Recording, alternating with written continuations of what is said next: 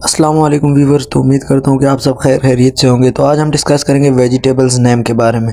first of all vegetable name asparagus, मार्चोबा, aubergine, eggplant यानी कि बैंगन, बीट रूट, चुकंदर, बेल पेपर, शिमला मिर्च, बेटर गॉड, करेला, ब्रोकोली, बंद गोभी, ब्रूसल स्प्राउट, बंद गोभी, बटरनट स्क्वाश, कद्दू,